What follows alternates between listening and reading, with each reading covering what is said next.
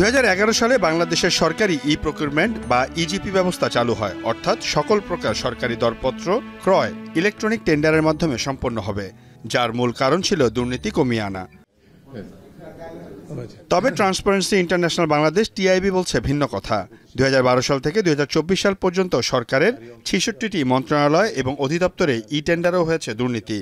সকালে রাজধানীর মাইডাস সেন্টারে বাংলাদেশে সরকারি ই কেনাকাটায় বাজার দখল, যোগসাজশ ও রাজনৈতিক প্রভাব নিয়ে সংবাদ সম্মেলন করে টিআইবি। সেখানে উঠে আসে 2011 সালে ইজিপি চালুর পর থেকে এ ব্যবস্থার মাধ্যমে 5,96,921 কোটি টাকা ব্যয় হয়েছে। সর্বোচ্চ অনুমোদিত চুক্তির মূল্য 881 কোটি টাকা হলেও এর চেয়ে বড় চুক্তিগুলো এই প্ল্যাটফর্মের আওতায় আনা হয়নি।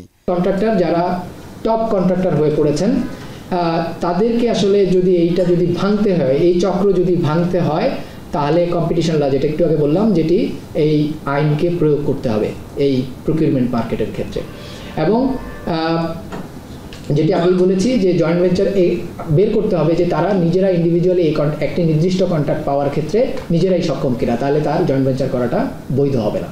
প্রতিবেদনে আরও বলা হয়, ঠিকাদার সিন্ডিকেটের হাতে জিম্মি দেশের ক্রয় খাত।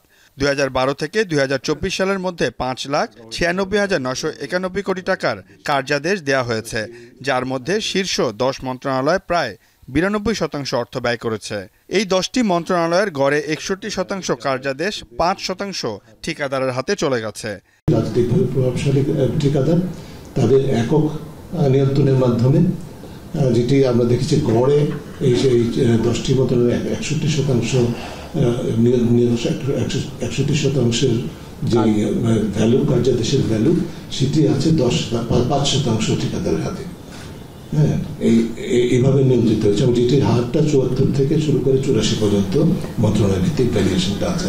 নিয়মিত টেন্ডার পর্যবেক্ষণ, বাজার শেয়ার সীমিতকরণ এবং প্রকৃত মালিকানার তথ্য উন্মুক্ত করা হলে ঠিকাদারদের একচেটিয়া নিয়ন্ত্রণ দুর্বল হয়ে সরকারি কেনাকাটায় সুশাসন প্রতিষ্ঠিত হবে বলে মনে করছে টিআইবি। এই প্রক্রিয়ার মাধ্যমে আমরা এই গবেষণাটি সম্পন্ন করেছি।